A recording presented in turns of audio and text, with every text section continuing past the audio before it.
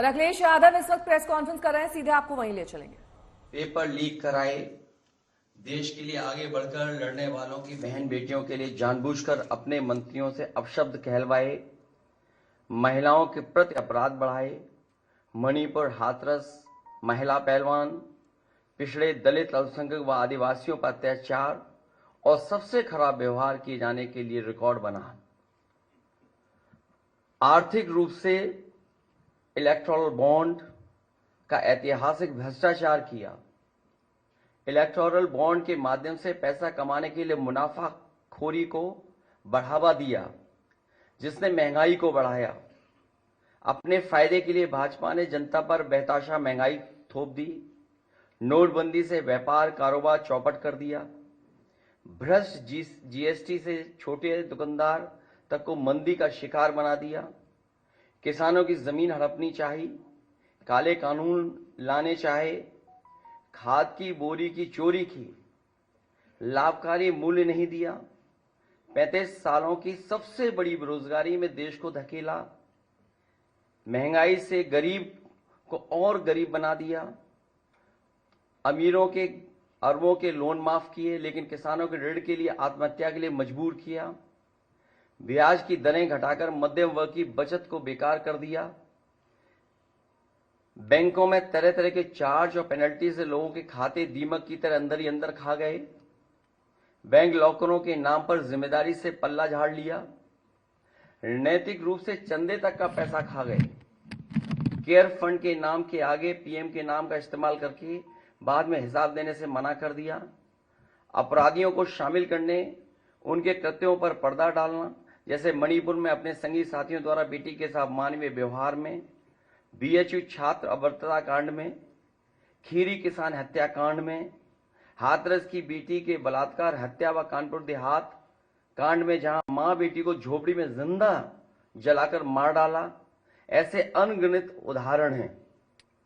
शारीरिक रूप से देखें तो भाजपा लोगों के शरीर स्वास्थ्य से भी खिलवाड़ किया, उसके भी दोषी हैं। भाजपा ने बिना जांच परखे जानलेवा वैक्सीन लगवाई, कमीशन खाकर गलत दवाइयों को पास करके लोगों का जीवन खतरे में डाला। इसका सीधा असर जनता की सेहत पर पड़ेगा और आने वाली पीढ़ियों की तंदुरुस्ती पर भी। भाजपा पीढ़ियों पर प्रहार की दोषी भी है। मनोवैज्ञानिक रूप से लोगों के दिल और दिमाग में जानलेवा वैक्सीन लगवाने के बाद बीमार होने पर डर बैठा दिया। महिलाओं के अंदर असुरक्षा का भाव घर कर गया। युवा अनएम्प्लॉयमेंट या अंडर एम्प्लॉयमेंट से डिप्रेशन का शिकार हुआ। राजनीतिक रूप से चंडीगढ़ के मेयर चुनाव में कैमरे के सामने धांधली की, चुनी हुई सरकारें गिराई, खरीद फरोख्त का नकारात्मक सियासत को जायज ठहराया, पारिवारिक रूप से राजनीतिक फायदे के लिए परिवारों को लड़वा दिया, भाई के खिलाफ भाई को। मानसिक रूप से भाजपा ने अपने ही समर्थकों को हिंसक बनाया, मॉब लिंचिंग को मानसिक रूप से सही ठहराने की साजिश की, आपराधिक रूप से ऐसे लोगों को मंत्री पद दिया और बनाए भी रखा जिन्होंने किसानों की हत्या की, जो महिलाओं पर अत्याचार शोषण के दोषी हैं। न्यायालय तक में अपने लोग पिछले दरवाजे से सेट किए, न्यायाधीशों से खुलकर एक विचारधारा विशेष के लिए बयान दिलवाए, न्यायाधीशों को राजनीतिक पदों पर लालच देकर कानून तक को अपनी भ्रष्ट सोच से मैला कर दिया। यही काम यूनिवर्सिटी, कॉलेज, स्कूलों में किया। नौकरशाही में लेटरल एंट्री के बहाने यही धांधली की। योजना आयोग खत्म किया। ED, CBI, IT, income tax को सरकार बनाने, बचाने और चलाने के लिए इस्तेमाल किया।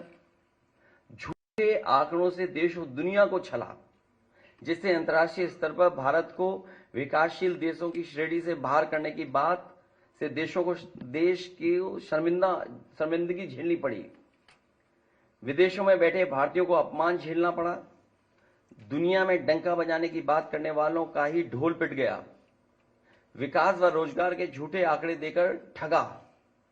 संवैधानिक रूप से संविधान को पहले कमजोर करने पर बदलकर धीरे धीरे खत्म करने की साजिश ही नहीं, अपने लोगों से शरेआम कहलवाया भी। लोकतांत्रिक रूप से जनतंत्र को मनतंत्र में बदलने का दुस्साहस किया, व्यक्ति को व्यवस्था से बड़ा बनाने और बताने का दुष्प्रचार कर लोकतंत्र की भावना का अपमान किया। चुनाव के नतीजों को कुछ भ्रष्ट मीडिया कर्मी और अधिकारियों की मिलीभगत से बदला भी और आगे भी इस चुनावी घपले को जारी रखने का षड्यंत्र रचा। भाजपा ने इन्हीं सब कारणों से देशवासियों की जिंदगी को खतरे में डाल दिया है। साथ ही भाजपा ने अग्निवीर जैसी अल्पकालिक भर्ती जो देश की सुरक्षा व सीमाओं से समझौता करके देश को खतरे में डाल दिया है।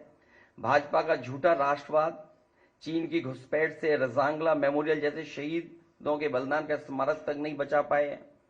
भाजपा की भ्रष्ट नीतियां बीते कल के लिए नहीं बल्कि भविष्य में भी देश की रक्षा के लिए असमर्थ व अक्षम है।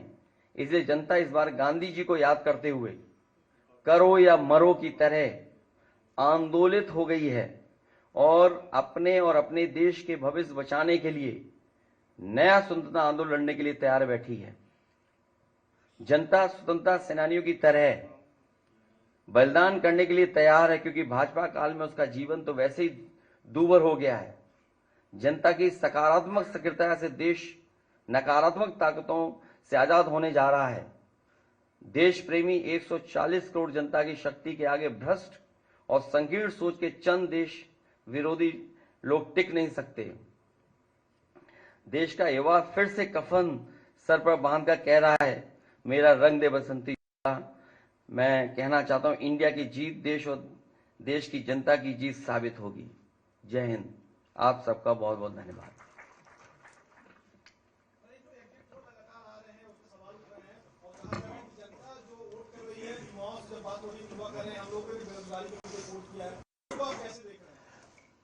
हम और आप पूरे जनता के बीच में थे पूरे चुनाव भर, और इतनी गर्मी में, भीषण गर्मी में लोगों ने इस लोकतंत्र को, संविधान को मजबूत बनाने के लिए मतदान किया।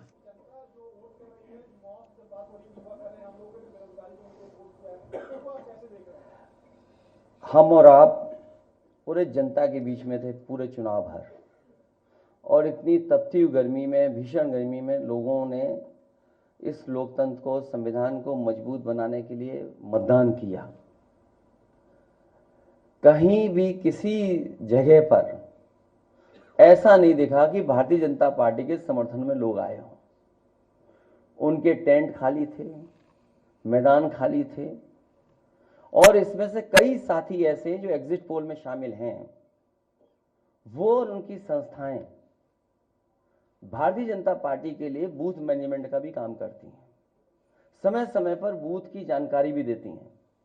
जो सवाल हमसे आप पूछ रहे हैं, वो सवाल मेरे मीडिया कर्मियों से ये भी है कि उन लोगों से भी पूछें कि जो एग्जिट पोल वाली संस्थाएं और एजेंसियां हैं, क्या वो भारतीय जनता पार्टी के लिए पिछले कई वर्षों से बूथ मैनेजमेंट का काम कर रहे हैं कि नहीं कर रहे हैं।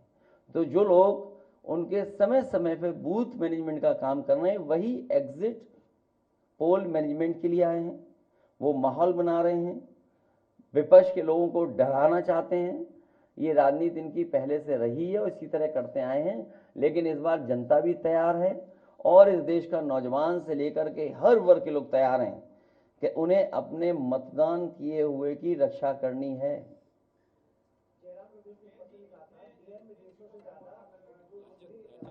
ये जो आप सवाल पूछ रहे हैं, ये कोई नया सवाल नहीं है। मुझसे बेहतर आप जानते होंगे, आपके भी संपर्क हैं।